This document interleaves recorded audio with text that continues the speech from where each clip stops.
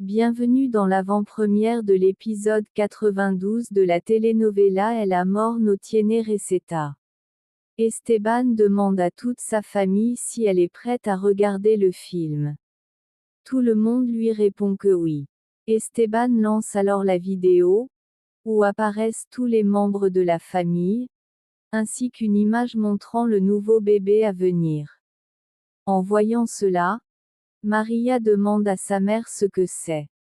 Paz lui répond que c'était une surprise qu'elle voulait lui faire, en lui annonçant qu'elle va avoir un petit frère. Maria demande alors si le bébé sera un garçon ou une fille. Esteban répond qu'ils ne le savent pas encore, car cette nouvelle les a tous pris de court. Gala intervient et dit à Paz qu'il faut fêter cela. Paz lui répond qu'ils le feront plus tard, car Ginebra est encore en liberté. Lupita s'exclame qu'ils ne doivent pas permettre à cette sorcière de gâcher leur bonheur. Pedro Pablo ajoute qu'il espère que ce sera une fille, car il y a déjà trop d'hommes dans la famille. Monito acquiesce et dit qu'il aimerait aussi avoir une petite sœur pour équilibrer la famille. Mireia et Nandi, très heureux, félicitent Paz et Esteban pour le futur bébé. Elvira les félicite également pour l'arrivée d'un nouveau membre dans la famille. Phobo commente que le plus important, c'est que les deux s'aiment. Esteban le remercie et affirme qu'il agit simplement par conviction. Porfirio intervient pour dire à son fils qu'il aura toujours le soutien de ses parents. Esteban le remercie sincèrement et assure que rien ni personne ne pourra détruire leur bonheur. Maria se lève alors et propose à tout le monde de faire un câlin à sa mère, à Esteban et à son futur petit frère. Paz ajoute qu'ils doivent faire un câlin collectif. Pendant ce temps, Philippa demande à Keno ce qui ne va pas, en lui disant qu'il a l'air très pâle. Keno répond qu'il ne peut rien lui dire, car cela pourrait la mettre en danger. Philippa le supplie d'arrêter de travailler pour Ginebra, car sa vie deviendra un enfer. Keno, bouleversé, lui demande pourquoi elle a accepté de travailler pour elle. Philippa répond qu'elle n'avait pas le choix, car c'était une question de vie ou de mort. Keno lui dit que Ginebra a failli tuer Samara à cause d'elle. Philippa reconnaît qu'ils sont tous deux piégés et que Ginebra peut faire d'eux ce qu'elle veut. Keno demande ce qu'ils peuvent faire, car il ne veut pas continuer à trahir son meilleur ami. Philippa lui demande si Ginebra l'a menacé de tuer ses enfants. Keno répond que oui. Philippa lui dit que même s'il obéit, Ginebra finira par se venger de tout le monde. Keno ajoute qu'il le sait, car si la vérité éclate, Esteban pourrait l'envoyer en prison, et s'il ne dit rien, Ginebra s'occupera de lui plus tard. Un peu plus tard, Porfirio demande à Esteban s'il compte vraiment continuer à chercher Ginebra. Esteban dit que non, mais qu'il sait qu'elle est obsédée par lui et qu'ils doivent agir. Paz lui dit qu'il ne doit pas la poursuivre, car elle cherche clairement à se venger. Elle le supplie d'arrêter d'y penser, surtout maintenant qu'ils attendent un enfant. Porfirio conseille à son fils d'écouter sa femme et ses parents, en lui disant qu'il ne supportera pas de perdre un autre enfant. Esteban répond qu'il ne veut faire souffrir personne, mais qu'il ne peut pas non plus continuer à être traité comme une marionnette par Ginebra. Elvira intervient et lui demande de cesser d'y penser, car même elle n'a pas réussi à convaincre Ginebra de changer. Paz affirme que la seule solution serait que Ginebra commette un autre crime pour qu'il puisse enfin l'enfermer. Esteban répond qu'elle est trop intelligente, qu'elle cache toujours ses traces pour qu'on ne puisse pas la blâmer. Porfirio lui dit qu'il ferait mieux de rester tranquille, car son idée est folle. Pendant ce temps, Pedro Pablo demande à Bosco s'il croit vraiment que Geronimo et Keno travaillent pour Ginebra. Bosco pense que oui, car leur comportement récent est étrange. De son côté, Keno dit à Geronimo qu'ils doivent faire quelque chose, car Ginebra ne compte pas s'arrêter. Geronimo répond qu'ils sont pris entre le marteau et l'enclume. Keno lui demande s'il est prêt à aller en prison avec lui. Par ailleurs, Moro rend visite à Rance et lui demande d'arrêter Ginebra. Rance, furieux, lui demande comment il ose interrompre son dîner, en le menaçant de mort. Moro lui répond qu'il a besoin de son aide pour stopper Ginebra et Salomon. Rance lui rappelle qu'il faisait lui-même autrefois les mêmes choses et qu'il a vu des milliers de gens pleurer, lui demandant pourquoi il devrait maintenant arrêter cette guerre. Moro lui dit qu'il sait qu'il a risqué sa vie pour sauver une petite fille, et qu'il est le seul capable d'arrêter les plans de Ginebra. Plus tard, Maria dit à ses parents qu'elle ne veut pas leur causer de problème. Paz lui répond qu'elle n'est pas un fardeau. Esteban ajoute qu'elle peut désormais dormir près d'eux, car il l'aime énormément. Paz lui avoue qu'elle a très peur de la perdre. Maria promet qu'ils ne seront plus jamais séparés. Esteban lui dit qu'elle est en sécurité à la maison et qu'il s'occupera de tout pour qu'elle soit heureuse. Paz ajoute qu'ils seront toujours là pour la soutenir. Maria, émue, leur dit qu'elle les aime profondément. Pendant ce temps, Moro explique à Rance qu'il ne veut pas qu'un enfant souffre, surtout pas Samara, qu'il veut voir grandir heureux. Rance répond qu'il mérite lui aussi un châtiment pour ses fautes. Moro reconnaît ses erreurs, mais dit que Samara ne mérite pas de payer pour lui. Il confie que depuis qu'elle est bébé, il l'aime comme sa propre fille, mais que, à cause de Ginebra, il a vécu un enfer sans savoir que sa sœur ne l'aimait pas. Rance lui dit qu'il le trahit et que ce genre d'acte se paye dans le sang. Moro affirme qu'il fera tout pour que Samara ne souffre pas. Rance, furieux, l'étrangle et lui demande pourquoi il tient tant à cet enfant. Moro lui dit combien il est heureux auprès d'elle et le supplie de le tuer, mais d'épargner Samara. Rance, excédé, ordonne à un garde de le faire sortir.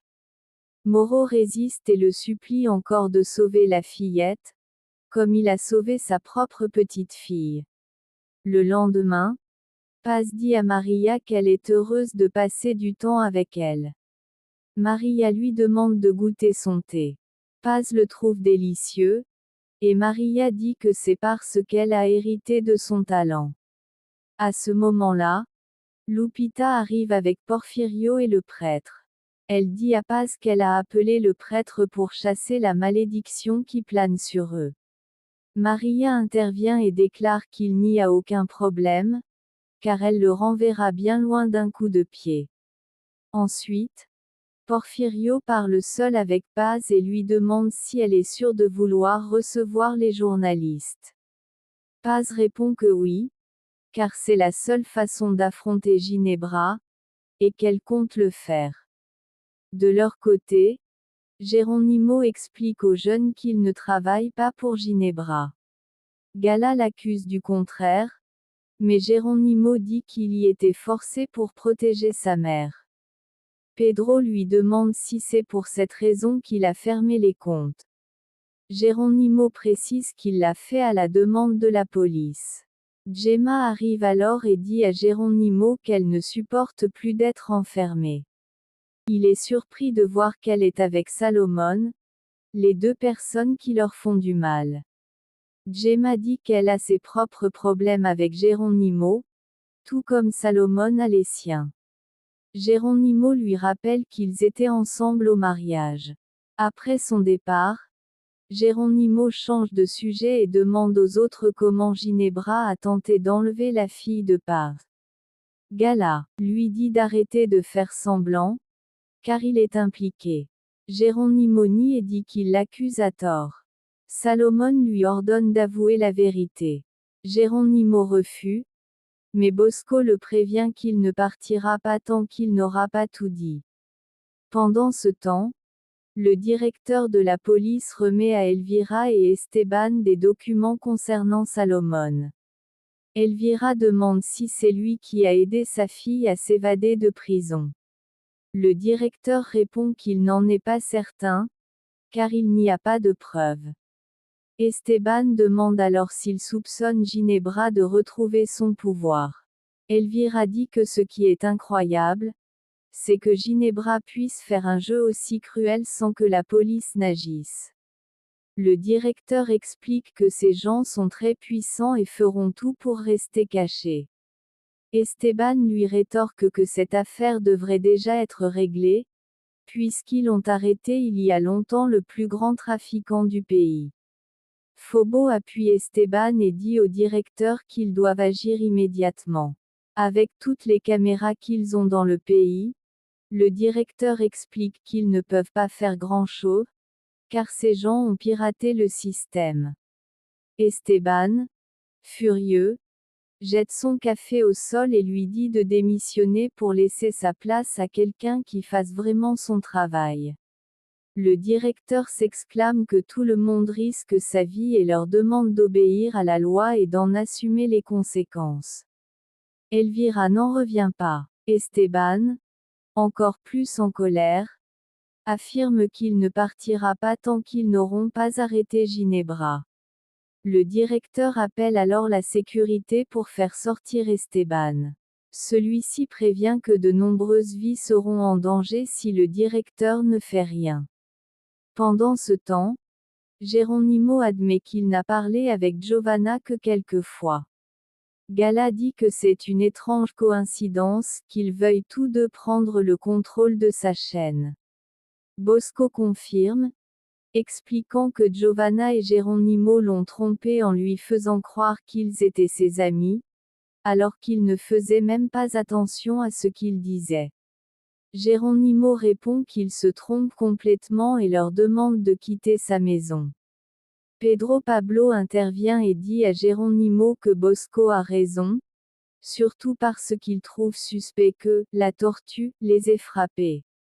Geronimo réplique que cela n'a rien à voir, car le vrai coupable était son frère. Salomón se fâche et lui dit d'arrêter de jouer au naïf, car au moment où la tortue a frappé son frère et Bosco, Geronimo s'est soudainement acheté un nouveau vélo, ce qui laisse penser que quelqu'un lui a donné de l'argent. Gemma demande alors à Geronimo s'il a vraiment payé la tortue. Geronimo répond que non, précisant que la seule chose étrange, c'est que Giovanna n'est toujours pas réapparue, et que tout porte à croire qu'ils l'ont peut-être fait disparaître. Gala, hors d'elle, le gifle, et immédiatement Salomón, Bosco et Pepa se jettent sur lui. Sandro intervient et demande à tout le monde de laisser son frère tranquille. Gala lui répond qu'ils n'ont rien contre lui, mais qu'il ne doit pas s'en mêler. Sandro insiste et affirme que Geronimo est son frère, qu'il partage son sang, et qu'il ne laissera personne lui faire du mal. Il leur ordonne de quitter sa maison s'ils ne veulent plus être amis avec Geronimo. Après leur départ, Geronimo remercie Sandro de l'avoir défendu. Sandro, innocent, lui dit qu'il le fera toujours, parce qu'il est son frère. Pendant ce temps, Kenzo dit à Philippa qu'il n'a pas le sang-froid qu'elle possède et lui demande si elle pense qu'il pourrait être un bon père. Philippa le serre dans ses bras et dit que tout ce qu'elle veut, c'est que tout le monde meure. À ce moment-là, Nandi arrive au bureau.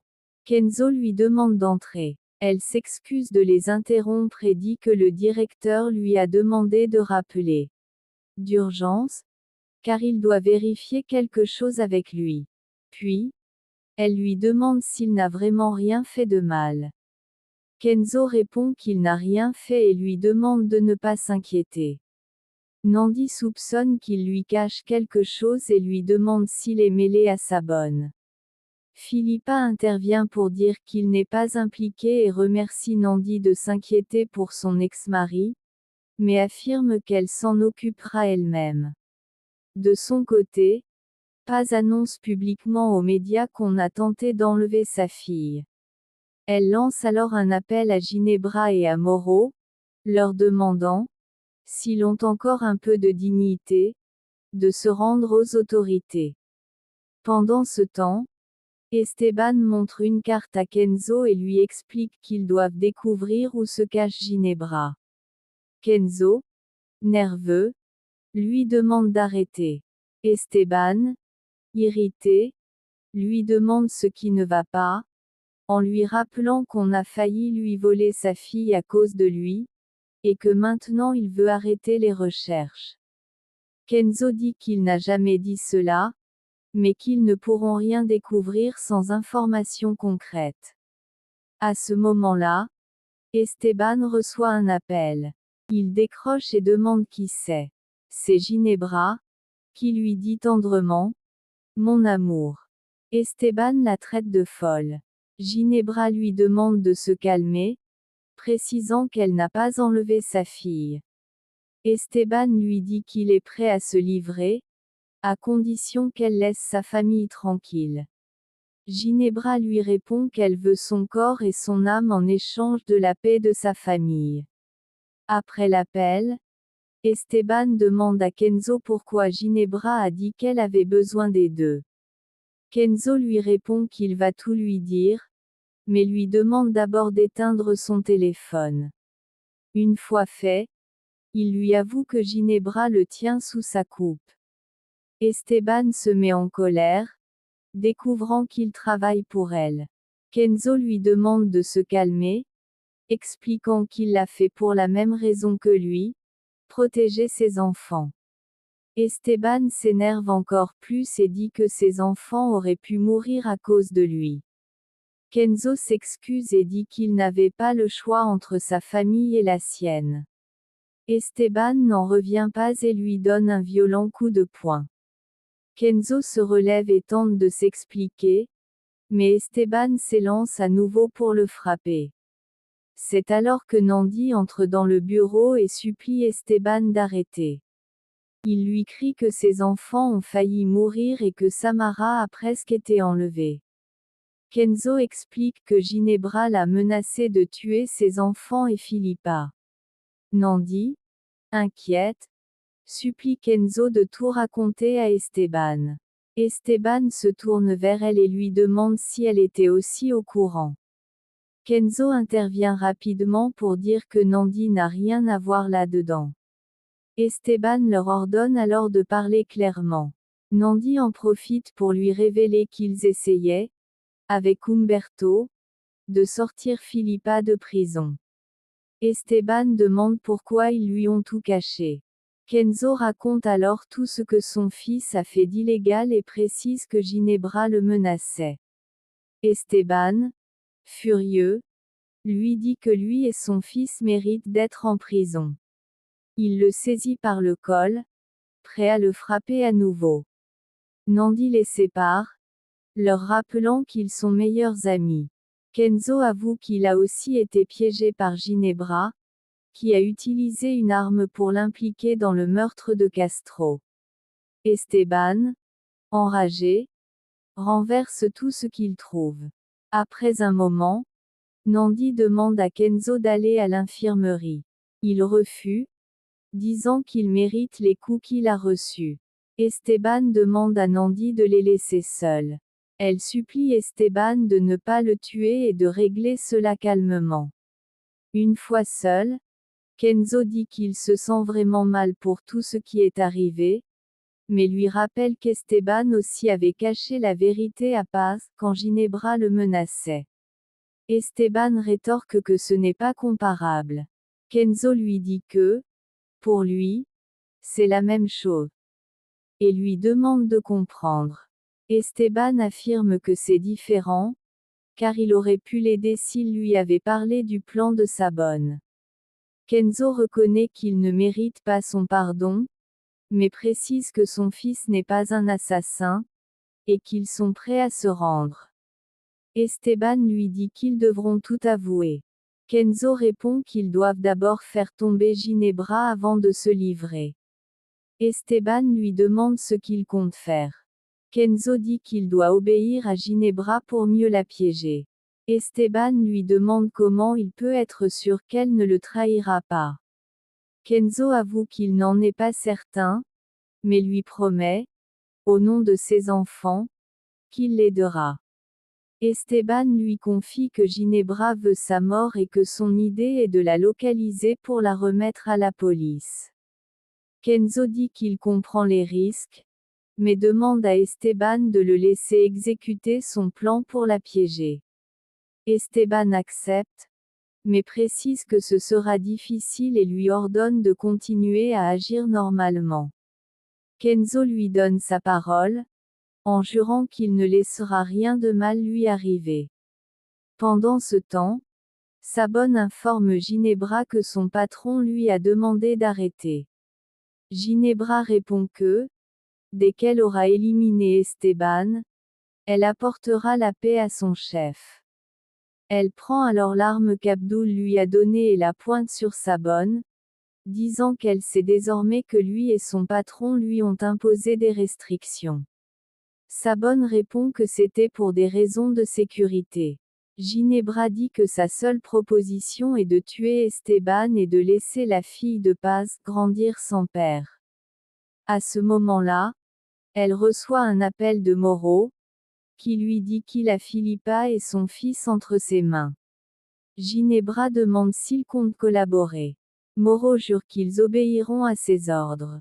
Ginebra lui ordonne de les tuer s'ils refusent, en commençant par Philippa, afin que ses enfants assistent à sa mort et en souffrent.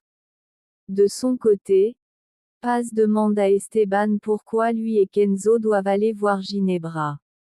Esteban répond qu'il vaut mieux qu'elle ne sache rien et lui demande de rester à la maison, car leurs enfants ont besoin d'elle. Paz, les larmes aux yeux, lui demande pourquoi il parle comme s'il faisait ses adieux. Esteban la rassure en disant qu'il ne compte pas faire de folie. Paz lui avoue qu'elle sent une grande angoisse dans son cœur, qu'elle a le pressentiment que quelque chose de terrible va arriver. Esteban lui dit de se calmer et promet qu'il se battra pour que rien de mal ne leur arrive. Fin de l'avance de l'épisode. Si tu as aimé, laisse un like et abonne-toi pour la suite.